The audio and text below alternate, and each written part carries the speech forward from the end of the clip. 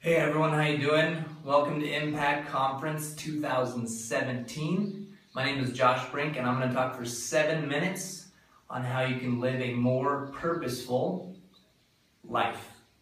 I'm coming to you from Kampala, Uganda. I'm here in the recording studio, trying to keep it inside away from all the killer lions, monkeys, mosquitoes, everything. So I'm going to try to use the next 6 minutes and 14 seconds to explain to you 3 very practical ways about living a more purposeful life. Now, to be clear, I'm not going to talk about what purpose you should live your life towards or the purpose of life. The end to what you want to live your life towards is for you to decide. There's been lots of people who have lived their life on purpose for good and on purpose for bad. So I'm going to let maybe a different session cover that. I'm just going to talk about 3 ways that you can live a more purposeful life. So the first way is I want you to write down 3 things to break the habit of mindlessness. So what are 3 things that you're doing in your life that you do for absolutely no reason? Maybe you spend an hour a day scrolling through Facebook. Maybe you spend a crazy amount of time watching movies or watching TV. Or maybe the way that you have conversations is really meaningless. There's no real reason as to why you do those things.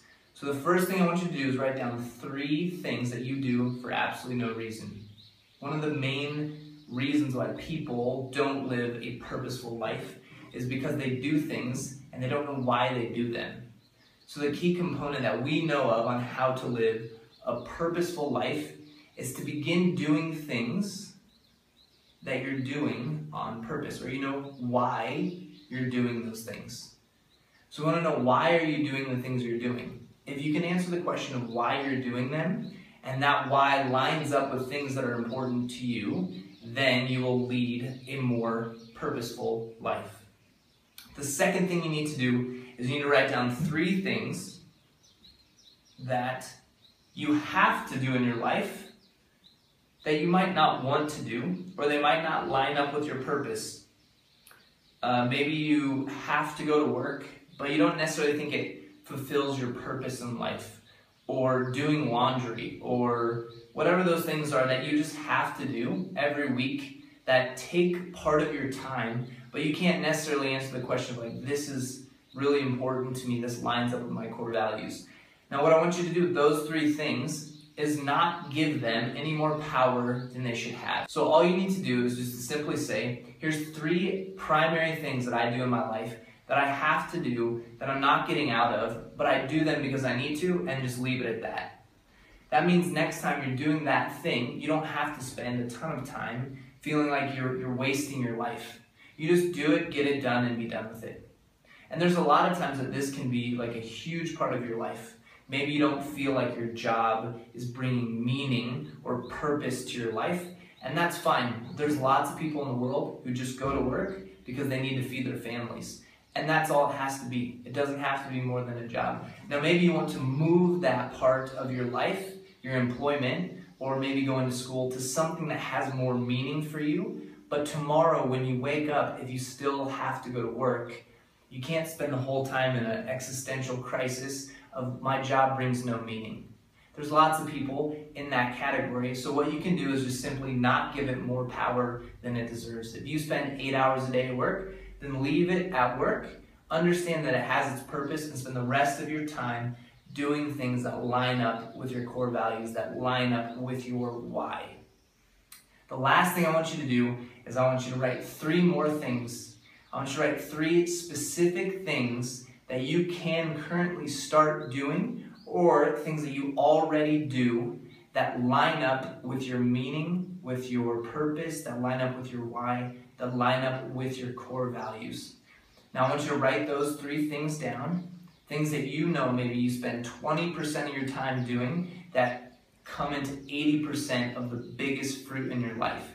You know, these things mean a lot. Those can be whatever it is, whatever your core values are. If your core value is loving people, then maybe there's something that you do specifically in your life that fills you up, that brings purpose and meaning because you're loving people. Whatever those core values are, write down 3 specific things that you do that you know bring purpose and meaning to your life that line up with your core values.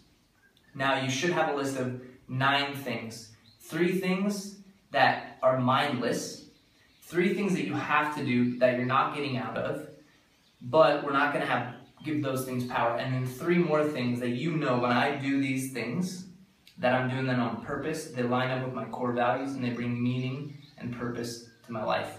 Now what I want you to do, the first 3 things, just stop doing them. No matter how hard you think that will be, if you need to get help, ask your neighbor. If you have breakout sessions, find a friend at this conference and say, from now on, I'm not going to do this anymore.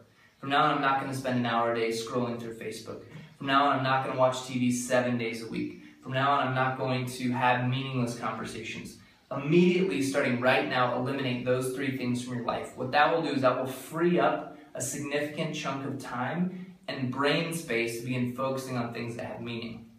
The second thing I want you to do is I want you to take number 4, 5, and 6, the second set of 3 things that you listed, and I want you to take those things and just acknowledge the fact that you need to keep doing them.